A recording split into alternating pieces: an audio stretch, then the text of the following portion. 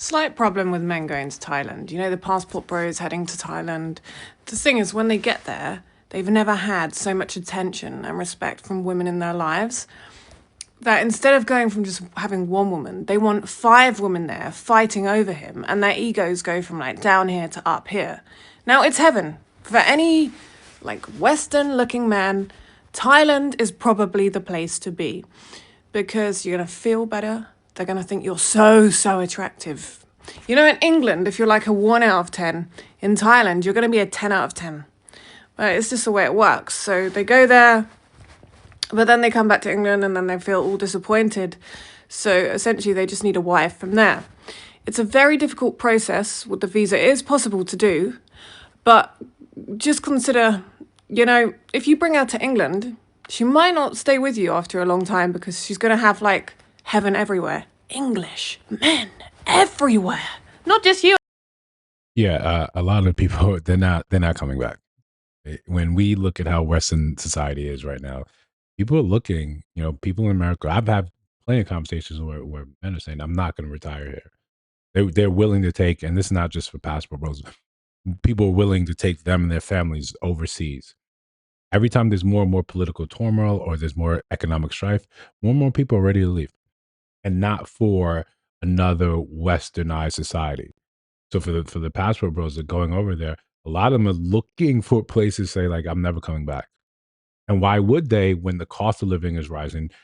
Jerome Powell says basically, "Yo, the Fed cannot fix the housing crisis. We do not have enough homes. It does not matter the interest rate. Your money's going to go farther. Your quality of life seems to go up. Everyone agrees the food is better. The food is healthier. The weather is better. The people are friendlier." And then for the passport bros, it's saying, "I'm going to get the thing that I want over there." So one of the big arguments, one of the big pushbacks from women often is, if you bring them here, they're just going to divorce you.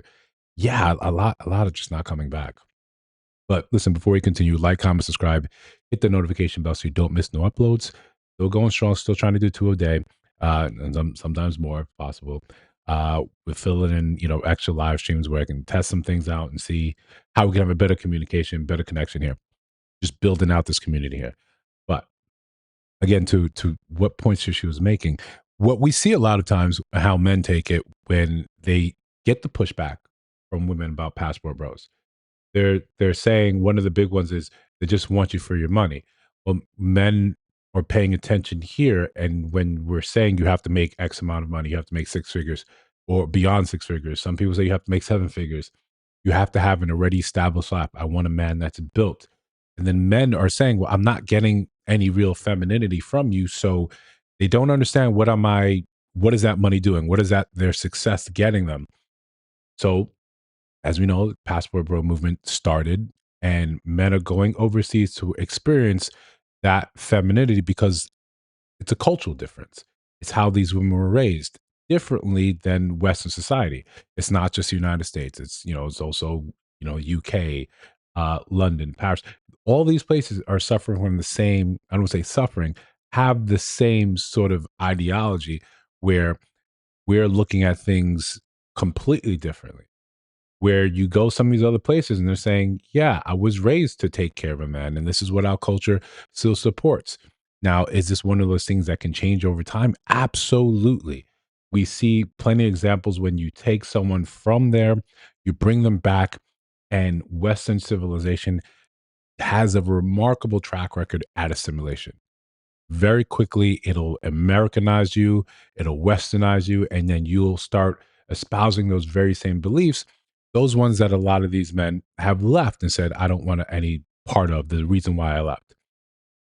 When passport bros were like a thing, people were going over there to find wives and they were trying to bring them back. And then you had plenty of examples of, yeah, how this doesn't work. So people and this is when, I think it's a thing for younger men who still have a career here that don't have the ability to be remote. But now, when our cohort is starting to age out, you can probably see it in your job. Group of men, there's a group of men and women that are getting retirement age, and it's time for them to go. A lot of them, if they can't find remote jobs, they're leaving. They're saying, "I'm going to take my paltry 401k pension, whatever, and we're going to go live in a high rise in Thailand." I'm going to go live in the Philippines. I'm going to go live in Colombia, Brazil. They're leaving. And what we see as men is that there's no amount of shame that's going to convince men to stay. And this is how a lot of it reads. Well, be careful because this, yeah, we got it. Men are just saying, and the important distinction sometimes that we forget, it's usually that, well, you couldn't really hack it here. We treat the dating here like New York. If you can make it here, you can make it anywhere. But in reality, you're losing men that have the means to leave. The men that have the means to leave regularly, who can set up an entire other life there, who can buy property, who can kind of dictate the way they life the way they want their life to go. So it's not that you're losing just mediocre or men that just don't really have a chance anyway. Some of the best are leaving. Some of the ones that are have the potential to be the best. Some of the ones that simply are the best and say, this is not for me. And maybe it's not just they're leaving and they're gonna go live over there, but their interest tends to now shift outside of the community. And this is not a black thing, it's not an interracial thing that I'm trying to make the point here. Men of all creeds and colors are saying, I'm gonna check out somewhere else happily. And then when they come back, they're looking and start saying, yeah, I can see myself living there. Yes. The early point she made, these men go over there and they feel like, wow, I was going and looking for the attention of one woman, and now I've got five, six, seven. Yeah. Men want to feel like women in that respect. Like young women in the United States, when you've got men fawning over you, we kind of understand why you behave the way you do. Now these men are going over there and they're experiencing it. Yes, some of them are absolutely losing their mind. Absolutely losing their mind. But this is market forces. It's not, we live in a global sort of economy. You can't really stop this. And no amount of shame kind of will make that happen. The only thing you can do, like any type of market, is to identify what the consumer is looking for, what's important to them, and then essentially put a product in front of them that they can say, oh, yeah, I don't have to uproot my life. I don't have to live somewhere. I don't have to learn another language or find an expat community to sort of just stay within. I'm fine here. I can get the love, the support, the femininity that I'm looking for here, or even in terms of just the beauty. But if not, then we just kind of have let some of these things play out. It's just I don't want to call it you know, natural selection because we definitely have our foot on the gas here. But this is how some things are going to play out when dating becomes even more and more insurmountable here. When we have more people, more women, more men saying, I'm out of the dating game. I'm not. I'm not going to settle, I'm not going to do this. Cool. The rest of the market doesn't stay stagnant. They adjust, they move. And like any good market, they start going overseas. They start looking at international markets. This is a natural consequence of how dating has been here. I think if people had more success and we had a more positive outlook on dating, passport bros wouldn't have been a thing. It wouldn't have been a thing that was pushed out because it was always happening. White men have always historically gone overseas. The expat community over there it started with white men. It became a thing when black men said, hey, I'm getting out of here. And erroneously and unfairly, denigrating black women on their way out. Yes, we've seen plenty of that happening.